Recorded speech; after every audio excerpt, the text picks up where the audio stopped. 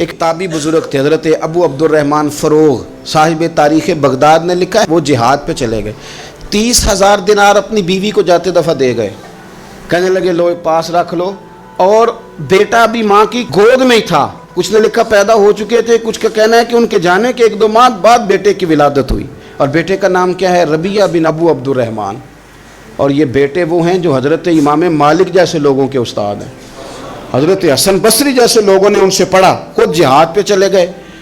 آج تو فوجیوں کی نوکری ہے نا جی، ان کا یہ نظام ہے کہ وہ جاتے ہیں، انہیں تنخواہ ملتی ہے، چھٹی پہ آتے ہیں۔ اس زمانے میں یہ تھا کہ مال غنیمت سے حصہ ملتا تھا، اور فتوحات کا یہ طریقہ تھا کہ یہ علاقہ فتح ہوا تو آگے چلے گئے، وہ فتح ہوا تو آگے چلے گئے، وہ فتح ہوا تو آگے چلے گئے، کسی نے لوٹنا ہے تو پابندی نہیں تھی، لوٹ سکتا ہے۔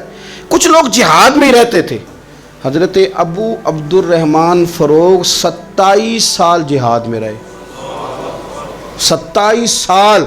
یہاں تو خاوند باہر ہو تو بہت ساری عورتیں کہہ دیتی ہیں کہ تیرے ابے نے تو صرف پیسے کمائے ہیں، مصیبتیں تو ساری میں نے دیکھی ہیں، معاذ اللہ۔ بعض جگہ، سب نہیں لیکن بعض جگہ کہہ دیتی ہیں کہ وقت تے سارے میں کیتے۔ 27 سال شوہر چلا گیا، واپس ہی نہیں آیا، 30,000 دینار دے کے چلے گئے۔ 27 سال کے بعد خیال آیا گھر کا، اب بیٹا محدث بن گیا، عالم بن گیا، اور کمال یہ کہ رہتے کہاں تھے؟ حضور کے مدینے میں، مدینہ النبی میں، مدینہ منورہ میں صلی اللہ تعالی علیہ وسلم۔ اور ان کے صاحبزادے حضرت ربیعہ یہ مسجد نبی میں، حضور کی مسجد میں بیٹھ کے نبی پاک کی حدیث پڑھایا کرتے۔ آئے گھر، دروازے پہ دستک دی، صاحبزادے نے دروازہ کھولا، نہ باپ بیٹے کو پہچانتا ہے نہ بیٹا باپ کو۔ جناب ابو عبدالرحمن اندر داخل ہونے لگے تو صاحبزادے نے کہا بوڑھے میاں میرے گھر میں بغیر اجازت کے کیوں داخل ہو رہے ہیں؟ تو وہ کہنے لگے تو بتا، تو نے میرے گھر پہ قبضہ کیوں کر رکھا ہے؟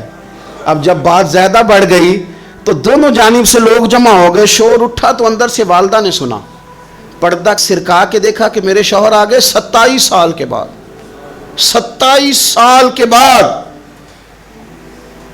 آپ اپنے صاحبزادے سے کہنے لگی بیٹا ان کو اندر آنے جو، تمہارے والد ہیں۔ بڑا روئے باپ بیٹا، بڑا روئے۔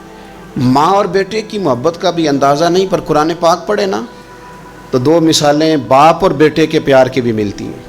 ایک حضرت یعقوب علیہ السلام کا جناب یوسف سے پیار، اور ایک حضرت ابراہیم کا حضرت اسماعیل سے پیار، اور جناب اسماعیل کی جناب ابراہیم کی فرما برداری کی مثال، اس کا بھی جواب کوئی نہیں۔ باپ اتنا رو رہے ہیں اور بیٹے کی یاد میں، اس کا بھی اندازہ کوئی نہیں کر سکتا۔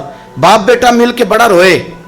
عصر کی نماز کا وقت ہو گیا، حضرت ربیعہ جو محدث ہیں وہ وضو کر کے مسجد شریف چلے گئے۔ یہ ابھی چونکہ سفر سے آئے تھے، انہوں نے کھانا وانا کھایا، تھوڑی دیر بیت گئی تو یہ نہیں پوچھا پیچھے حال کیا رہا، پوچھتے ہیں اپنی بیوی سے میرے 30,000 دینار کہاں ہیں؟